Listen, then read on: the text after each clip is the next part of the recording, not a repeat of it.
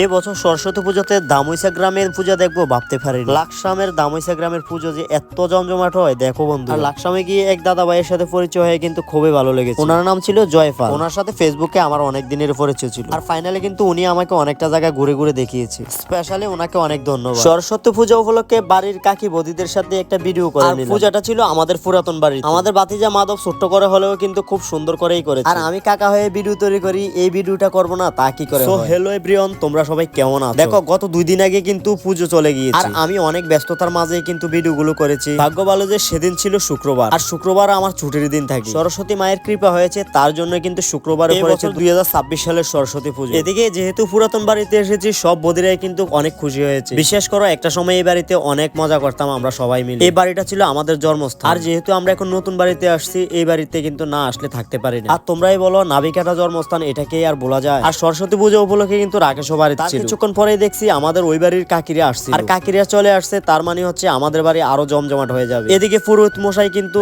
যজ্ঞ করার জন্য বালুগুলো ছিটে দিচ্ছিল। আর উনি আমাদের সমাজের অনেকগুলো পুজোই করে থাকে। সবকিছু মিলিয়ে কিন্তু এই বছরের সরস্বতী পুজো অনেক জমজমাট হয়েছে। দেখো, দিনের বেলা হচ্ছে সরস্বতী পুজো, অনেক আনন্দ। আর রাতের বেলা হচ্ছে অনেকগুলো বিয়ে। এদিকে একটা ছোট বোন বলছিল একটা ভিডিওগ্রাফি করার জন্য, আর ওকে একটা ভিডিও করে দিলাম। যেহেতু দাদা হয়েছে, অনেকেরই আবদার রাখতে। আর সরস্বতী পুজো উপলক্ষে শাড়ি পরেছে, দারুণ লেগেছে। এদিকে আমাদের কাকি বদিরা সবাই কিন্তু একসাথে দাঁড়িয়ে পুজো দেখছিল। আর আমার ভিডিও করাকে উদযাপন করছিল সবাই আনন্দের সাথে। অ্যাকচুয়ালি গ্রামে গঞ্জের পুজোগুলো এরকম হয়ে থাকে। আর আমি প্রণজিৎ থাকা অবস্থায় যদি সবাইকে নিয়ে একটু আনন্দ না করতে পারি, তাহলে এই ছোট্ট জীবন রেখে কি লাভ বলো তো? আচ্ছা, তোমাদের ওইখানে কেমন লেগেছে পুজোগুলো? আর এর মধ্যে কিন্তু আমাদের গ্রামের সব থেকে ছোট পূজা হচ্ছে আমাদের এই পুরাতন বাড়ির পুজো। আমাদের গ্রামের সব থেকে বড় সরস্বতী পূজা হচ্ছে আমাদের গাংকুলে। আর এখানে দেখো কত সুন্দর হয়েছে সরস্বতী মায়ের মূর্তিটা। আর চারিদিকটা দেখো কত সুন্দরভাবে সাজিয়েছে সবাই মিলে। ধন্যবাদ সবাইকে।